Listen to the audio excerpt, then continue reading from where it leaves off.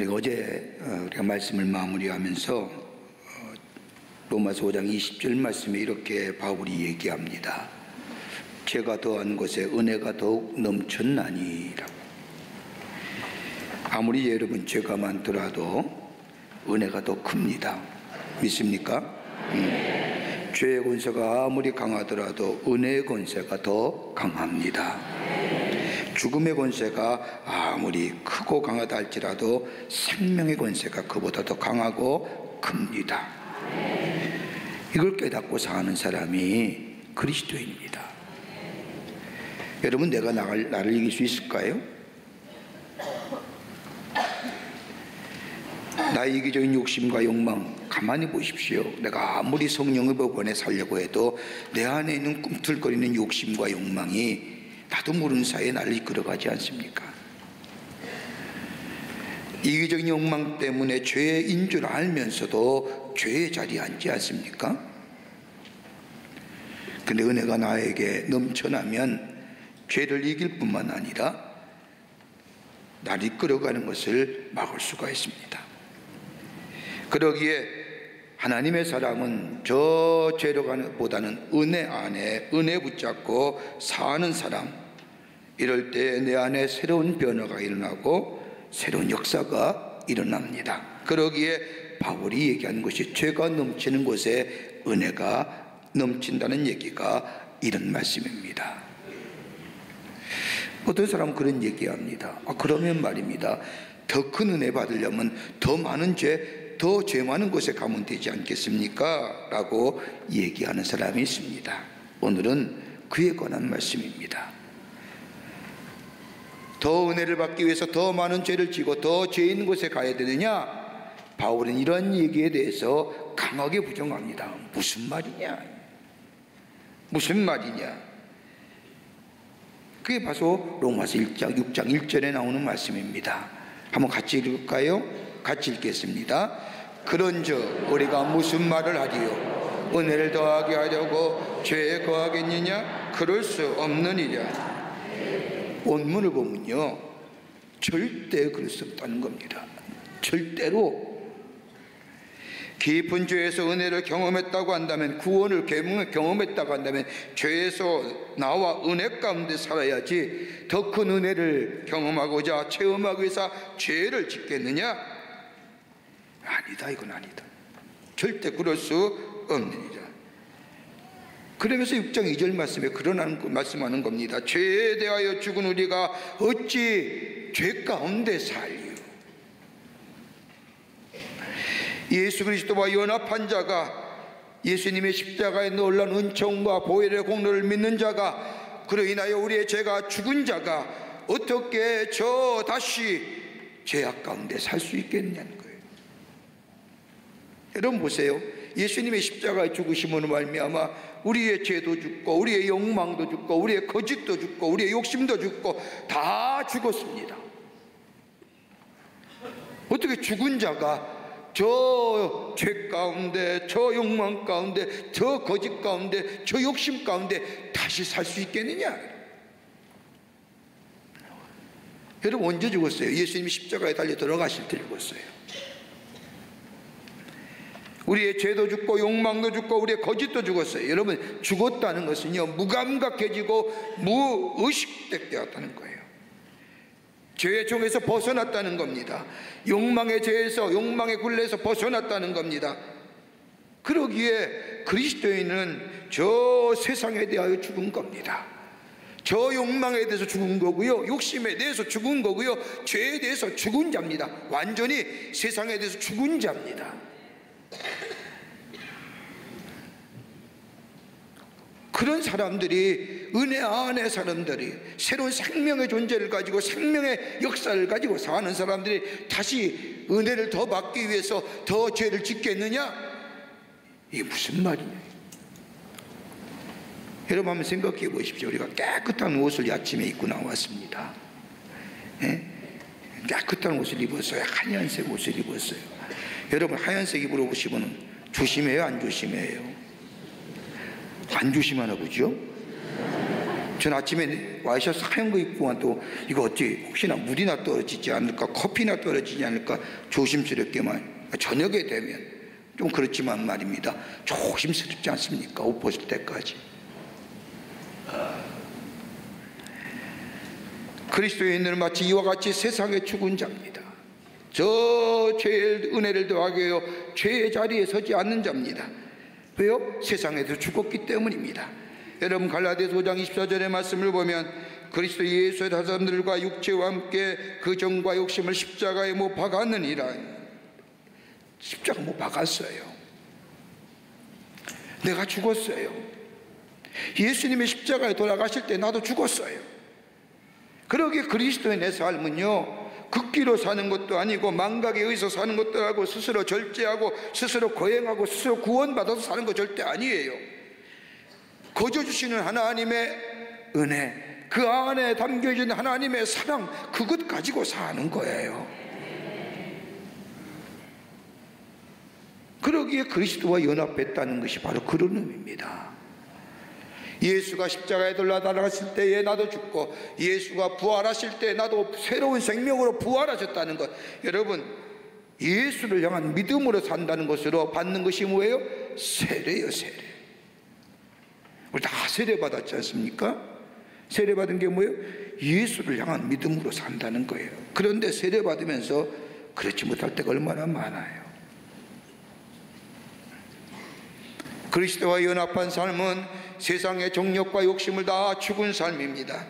그리고 새로운 생명으로 살아갑니다. 새롭기 때문에 생각도 다르고 가치관도 다르고 보는 것도 다르고 누리는 삶도 다르는 겁니다.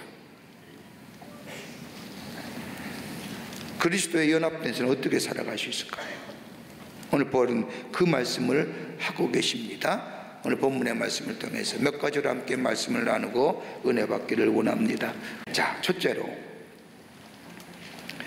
그리스도와 연합된 삶은 뭐예요? 그리스도의 죽음을 본받는 거예요. 그리스도의 죽음을 본받는 거예요. 오늘 6장 5절의 말씀을 보면 만일 우리가 그의 죽으심과 같은 모양으로, 여러분, 그리스도와의 같은 모양이로라고 하는 얘기는 그리스도를 본받는다는 겁니다. 그리스도를 배우고 그리스도와 주께서 죽으신 뜻을 깊게 깨닫고 그것을 삶으로 체험하는 겁니다. 여러분, 예수님의 십자가를 생각할 때마다 뭘 생각하십니까? 자기 희생입니다. sacrifice입니다. 희생이에요. 죄인된 우리를 위하여 희생제물이 되시고 대속의 제물이 되셨다는 것, 그러기에 그리스도와의 연합함, 죽으심을 본받는 삶은 다름이 아니라 다른 사람을 희생할 수 있는 거예요. 내 주장보다 다른 사람을 귀히 여기는 거예요. 저 먹으라도 앞에 다가올 영광을 바라보며 예수님이 참으셨던 것처럼 다른 사람을 희생할 줄 아는 사람, 이것이 그리스도의 죽으심을 본받는 자요, 그리스도와 함께 연합한 자의 삶입니다. 내 주장, 내 것만 내세우는 거 아닙니다. 또한 예수님의 가신 길을 더불어 같이 가는 겁니다. 이게 주 예수님의 죽으심을 본받는 겁니다. 나만 가는 것이 아니라 우리의 도움 되시는 성령님이 함께 가시는 겁니다. 내가 넘어질 때에 성령이 도와주시고, 내가 포기할 때도 있지만 우리의 연약함을 아는 성령께서 우리를 일으켜 세우시고, 예수께서 가신 길 나와 함께 성령께서 인도하신 대로 가는 삶이 바로 예수 그리스도의 죽으심을 본받는 삶이요, 그리스도와 연합한 자의 삶입니다. 또 하나 있죠. 이 삶은요, 타의에 의해서 사는 거 아니에요. 누가 욱박 찔러서 가는 거 아닙니다. 예수님 우리의 죄를 위하여 십자가에 달려 돌아가시기 위해서 자발적으로, 선택적으로, 자의적으로 가신 것처럼 그리스도의 죽으심을 본받는 자는, 예수 그리스도와 연합한 자는 그리스도의 길, 가신 길, 희생의 길을 자발적으로, 선택적으로 가게 될 때에 우리 안에 뭐예요? 새로운 생명의 역사가 일어납니다. 좀 더 쉽게 얘기할게요. 아내와 남편 잘 싸우지요? 부부싸움 잘 안 하세요? 예수 믿고 안 싸우시지요? 그냥 웃고 말지요. 싹 가끔 악유하지요. 사람 사는데 왜 악유가 없겠습니까? 근데 가만 보세요. 좀 이렇게 논쟁이 격해지고 또 감정이 격해지면 꼭 하는 말 있지요. 내가 얼마나 참았는데, 내가 얼마나 죽고 지냈는데 하잖아요. 한번 생각해 보세요. 죽고 지냈으면 끝까지 죽어야지. 죽었으면 끝까지 죽어야 되는 거 아닙니까? 그런데 내가 죽고 지냈는데 내가 얼마나 참았다는 거예요? 죽은 척 하지 한 거지 죽은 건 아니잖아요. 젊어 죽었다면요 다 잊어버려야지요. 죽은 척 했기에 생각나는 거예요. 그러기에 문제가 생기고 다툼으로 번지는 것이죠. 죽는다는 것은 다른 것이 아니라 예수님께서 십자가에 자발적으로 선택적으로 죽으신 것처럼 나도 내가 육심과 내 욕심과 내 욕망을 죽이고 십자가에 죽이고 예수 그리스도의 부활할 때 새로운 생명으로 채어난 것처럼 더불어 예수 그리스도가 자발적으로 선택한 것처럼 내가 예수의 십자가의 은혜 안에서 자발적으로 선택적으로 내가 죽어지게 될 때에 6장 8절의 말씀을 보세요. 어떤 은혜가 임한 줄 아세요? 같이 읽겠습니다. 만일 우리가 그리스도와 함께 죽었으면 또한 그와 함께 살 줄을 믿노라. 새로운 생명, 영원한 생명으로. 이것이 그리스도의 죽으심을 본받는 겁니다. 이것이 그리스도와 연합한 자의 삶입니다. 두 번째는 부활의 신앙으로 사는 겁니다. 그리스도와 연합한 자의 삶은 부활의 신앙으로 사는 겁니다. 로마서 6장 5절 후반부의 말씀을 보면 만일 우리가 그의 죽으심과 같은 모양으로 연합한 자가 되었으면 또한 그의 부활과 같은 모양으로 연합한 자도 되리라. 여러분 보세요. 죽는 것으로만 끝난다면 이처럼 어마어마한 게 어디 있습니까? 그런데 죽음으로 끝난 게 아니라 예수께서 부활하신 것처럼 우리가 예수와 연합한 자는 죽은 것으로 끝나는 것이 아니라 예수님이 부활할 때도 우리 부활하신 것처럼 우리의 삶도 새로운 생명으로 새로운 존재로 새롭게 태어난다는 겁니다. 이게 믿음의 삶이에요. 그렇게 세상과 구별된 삶이에요. 세상은 죽었잖아요. 세상 것에 대해서는. 새로운 생명으로 예수님이 부활할 때 우리도 새로운 생명으로 부활했습니다. 죽은 자와 연합한 것이 과거의 삶이라면 부활에 연합한 자는 우리의 다가올 미래의 삶의 모습. 그러기에 그리스도와 함께 죽었을 때에 내가 죽고 그리스도가 부활할 때 나는 새로운 생명으로 그리스도와 함께 연합한 것. 그러기에 늘 부활의 신앙으로 사는 겁니다.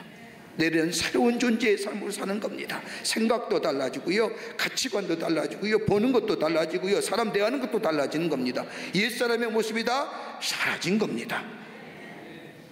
이게 변화받았다는 거예요. 이게 born-again, 중생했다는 겁니다. 이게 없으면 우리의 삶에 아무런 의미가 없는 거예요. 예수 믿어서 복 받겠다요? 복 받는 존재가 돼야지요. 복받는 존재가 돼야지요. 그래야 하나님이 그 존재에게 그 그릇에 맞게 하나님의 축복을 허락해 주시는데, 그릇은 더럽고 그릇은 깨끗하지 못하는데 거기에 하나님의 축복을 줘봤자 아무 의미가 없어요. 축복이 먼저가 아니라 내가 축복받을 존재가 되는 것이 먼저입니다. 옛것은 죽고 새롭게 태어나는, 그리스도의 죽으심과 함께 죽고 그리스도의 부활한 자와 함께 부활하실 때 나도 그리스도와 연합하여 새로운 생명으로 태어나는 것. 세 번째는 새로운 존재가 되었음을 알라는 겁니다. 새로운 존재입니다. 이제 새로운 생명의 소유자가 되었습니다. 새로운 존재가 되었습니다. 여러분 6장 6절의 말씀을 보십시오. 우리 같이 함께 읽겠습니다. 우리가 알거니와 우리의 옛사람이 예수와 함께 십자가에 못 박힌 것은 죄의 몸에 주고 다시는 우리가 죄에게 종노릇하지 아니하려 함이니라. 자 보세요. 죄의 사슬에서 다 자유케 됐습니다. 하나님이 거저 주시는 은혜입니다. 이제 은혜 안에 거하는 자고 사랑 안에 사는 사람이 되었다는 겁니다. 여러분, 내가 인위적으로 내가 노력해서 된 게 아니라 나도 모르게 예수 그리스도의 믿는 믿음 안에서 새로운 존재가, 새로운 삶이 된 겁니다. 근데 그 믿음 안에서 나의 옛 모습은 죽었어요. 나의 옛의 욕망대로, 내 욕심대로 살던 사람은 죽었어요. 믿으니까 죽는 거고요, 믿으니까 산 거예요. 믿음 가지고 새로운 생명으로 새롭게 거듭난 겁니다. 그리고 이제부터는 뭐예요? 예수 그리스도의 사랑이 나를 다스리는 자, 이끌어가는 자. 한 번으로 거듭난 것이 아니라 매일매일 그 사랑이 내 속에 새록새록 다가옴으로 그 사랑 속에서 내가 매일매일 새로운 거듭난 자로, 새롭게 새로운 존재로 살아가는 겁니다. 한 번의 변화가 아니라요, 지속적인 변화, 그리스도의 사랑이 내 안에 계심으로 지속적인 변화를 가지고 가는 인생이 그리스도의 연합한 자의 모습입니다. 우리의 자녀들 보세요. 오늘 자녀들 많이 데리고 오셨는데 우리 자녀들 뭘 먹고 살아요? 뭘 먹고 자라요? 밥 먹고 자라요? 아니에요. 부모의 사랑받고 자는 거예요. 안 그렇습니까? 이쁘다, 이쁘다 하면 이쁘게 돼요. 이쁘게 돼요. 그를 위해 기도하고 그를 위해 비전을 가지며 그를 위해 간절히 기도하면 그대로 돼요. 우리의 삶도 마찬가지입니다. 예수 그리스도의 은혜 안에 담겨진 그 놀라운 사랑이 내 안에 넘치게 될 때에 오늘이 달라지고요, 내일이 달라지고요, 매일매일 새로운 존재의 삶으로 살아가는 줄 믿습니다. 그러기에 옛것 다시는 안 가요. 여러분, 유구모형은 어거스틴의 일화가 있지요. 십자가의 사랑과 은혜로 13년 동안이나 방황하던 이 어거스틴이 은혜를 받고 새로운 존재가 됐습니다. 새로운 존재가 된 어거스틴이 길을 가다가 옛날에 함께 놀았던, 즐겼던 거리의 여인이 어거스틴을 발견하니 쫓아옵니다. 어거스틴이 모른 척하고 지나가려고 하는데 이 거리 여인이 쫓아와서 손을 붙잡더니 저 알아요? 저 몰라요? 저 알잖아요. 그러자 어거스틴이 그때 이 여인을 향하여 얘기합니다. 너는 너지만 나는 내가 아니야. 너는 너지만 나는 내가 아니다 라고 얘기합니다. 그리스도와 연합한 자, 다시 말하여 내 십자가로 나는 죽고 예수님이 부활하심으로 내가 새롭게 부활한 사람, 은혜 안에서 그리스도의 사랑을 가지고 그리스도의 사랑 안에서 사는데 여기에 매일 뭐예요? 새로워지는 새로운 존재의 역사. 그렇게 십자가 앞에 나오기만 하면 십자가 앞에 매일매일 새로운 은혜 안에서 새로운 존재로 새롭게 변화되는 우리의 겉사람 후패거나 우리의 속사람 매일매일 새로워지는 은혜가 우리 가운데 임하게 될 줄 믿습니다. 네 번째는 은혜의 사람이 됩니다. 은혜를 여기며 은혜 안에 거하며 은혜로 사는 인생 된다는 겁니다. 6장 11절 말씀에 이와 같이 너희도 너희 자신을 죄에 대하여 죽은 자여 그리스도 예수 안에 하나님께 대하여는 살아있는 자로 여길지어다. 여길지어다. 11절 말씀에 여길지어다, 밑단어가 가장 중요한 단어입니다. 여길지어다라고 하는 단어는 헬라어로 로기제스테라고 얘기하는데 이건 뭐예요? 장부에 기록하다, 렉시콘이라는, 간주하다라는 겁니다. 나 스스로 은혜의 사람임을 여겨야 된다는 겁니다. 은혜의 사람이여 하나님의 사랑을 받는 자라 여길지어다라는 겁니다. 여러분, 여기에 그리스도인의 긍지가 있는 겁니다. 축복을 많이 받아서가 아니에요. 물질이 많이 있어서가 아니에요. 내 자식이 잘 돼서가 아니에요. 나는 하나님이 나를 위하여 십자가에 달려 돌아가시고 그 십자가의 은혜로 내가 새로운 생명으로 사람이 됐고, 나는 하나님의 사랑받는 자요 하나님의 은혜 안에 거하는 자요 은혜의 사람이라니. 여기에 뭐예요? 자긍심이 생기는 거예요. 이 자긍심 가지고 사는 겁니다. 세상의 것들이 많이 가졌냐 못 가졌냐가 아니라 높은 자리에 올라가느냐 아니냐가 아니라 세상의 가치 기준을 떠나서 하나님의 사랑받는 자요, 그 사랑은 나 자신의 예수께서 십자가에 달려 돌아가신, 나는 죽어야 하는데, 나는 죽어야 하는데 하나님이 나를 위하여 당신의 아들 이 땅에 보내주시고 나를 대신해 주기에 이거보다 더 가치 있고 이거보다 더 의미 있고 이거보다 더 소중한 인생이 어딨냐. 이 은혜를 깨닫게 될 때에 나 자신에 대하여 얼마나 소중한 자인지,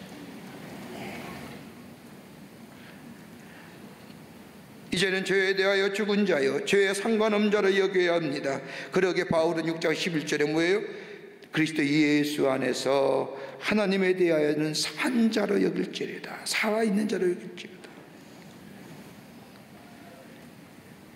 여러분, 그리스도 안에서 산 자로 여길지어다라고 하는, 연긴다는 얘기는 다름이 아니라 소극적인 주제예요. 소극적인 의미로서의 죄가 주장하지 못한다는 게 하는 거예요. 그러나 적극적인 의미가 있습니다. 6장 14절 말씀입니다. 뭐라고 얘기하느냐? 죄가 너희를 주장하지 못하리니 너희가 법 아래 있지 아니하고 은혜 아래 있느니라. 은혜 안에 사는 겁니다. 적극적인 의미로 은혜 안에 산다는 게 뭘까요? 은혜 안에 산다면 죄가 주장하지 못하는데 다름이 아니라 내 죄가 사해졌음을 항상 고백하며 선포하며 사는 겁니다. 나는 죄인이 아니야. 나는 죄인이 아니야. 내 죄가 사였음을 선포하고 간증하며 사는 겁니다. 또 하나 있습니다. 욕망 그 자체를 부정하는 겁니다. 내 안엔 육체의 소욕이나 갖가지 욕망의 그 자체를 부정하는 겁니다. 사특한 욕망들, 가지고 싶은 욕망들, 되고 싶은 욕망들, 가만 보세요. 사라질 것들 있지 않습니까? 그때마다 나는 죽었다라고 얘기하는 겁니다. 나는 죽었다. 여러분, 죽은 사람이 무슨 세상의 것에 관심이 있습니까? 없잖아요. 여러분, 지난 시간에도 우리가 저 북한교회 재건을 위해서 기도할 때 신천교회를 얘기했습니다. 김익두 목사님 계십니다. 그 신천교회 김익두 목사님이 저 황해도의 유명한 깡패입니다. 얼마나 심하게 하여튼 깡패 노릇을 했더니 장마당에 김익두 목사가 왔다, 김익두가 왔다 그러면 장판을 모든 걸 거둔 가지고 집으로 갈 정도. 애가 웃잖아요. 애가 막 울잖아요. 그러면 야, 김익두 왔다 그러면 뚝 그쳤답니다. 그럴 정도로 깡패 중에 깡패였던 이 김익두 목사님이 예수를 믿은 후에 변화됐잖아요. 그리고 나서 뭐예요? 새로운 존재가 되었습니다. 그리고 나서 마을 사람들에게 편지합니다. 나 김익두 죽었어. 부고를 냈답니다. 이 부고를 받은 한 마을의 사람이 정말 김익두가 죽었는지 궁금해졌습니다. 소문이 났겠지요. 제가 예수 믿고 새 사람 되었대. 그리고 죽었대.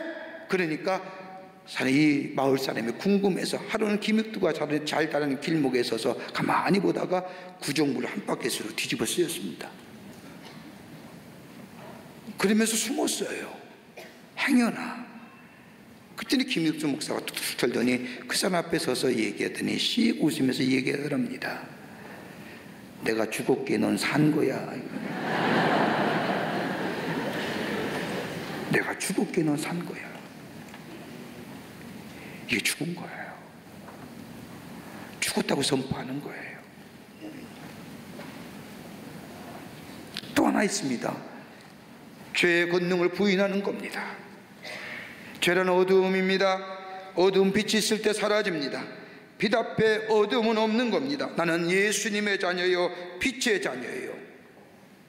그러게 더 이상 예수님이 내 안에 계시기에 더 이상 죄의 권세가 나를 넘어뜨리지 못한다 이거예요. 선포하는 거예요. 죄의 권능을 부인하는 겁니다. 또 하나 있어요. 죄에게 기회를 주지 말아야 합니다. 죄에게 기회 주지 마세요. 에베소서 26절의 말씀을 보면요, 분을 내어도 죄짓지 말며 해가 지도록 품을 품지 말고. 여러분, 해가 지도록 품을 품지 말라는 것은요, 미움이나 좋지 못한 감정 털고 가라는 겁니다. 어떻게 털어요? 그냥 턴다고요? 아니지요. 예수 그리스도의 십자가의 사랑을 생각합니다. 나는 저 사랑에, 나는 감옥 없이 저 사랑을 받고 사는데, 은혜 안에 사는데, 나에게 조금 잘못한 자, 나에게 조금 실수한 자, 나에게 악한 감정을 자, 그를 향하여 분을 품는다는 것, 십자가의 사랑을 내가 다시 한번 생각하고 그 사랑 안에 나아가게 될 때에 죄에게 기회를 주지 않게 됩니다. 이게 그리스도와 연합한 자의 삶이에요. 하나 더 있습니다. 기도와 말씀이 우리 안에 충만하게 될 때에 우리는 하나님의 그리스도와 연합한 자의 삶이요, 우리는 우리의 믿음 속에서 새로운 존재로 매일매일 기쁘게 사는 인생으로 살아가게 되는 줄 믿습니다. 이게 그리스도와 연합한 자입니다. 내가 하고 싶었어요? 아니에요. 믿음으로 예수 그리스도의 십자가를 믿기만 하면 내 죄가 사해지고 내 안에 이미 죽은 자고, 예수가 부활할 때 내가 새로운 부활의 생명으로 새롭게 태어나는 새로운 존재의 삶으로 오늘도 예수와 함께 십자가의 은혜 안에서 살게 될 때에 우리 안에 매일매일 새로워지는 하나님의 은혜가 임하게 될 줄 믿습니다. 이 은혜로 새로운 생명의 삶을 살아가시는 여러분과 저와 되시기를 주의 이름으로 축원합니다.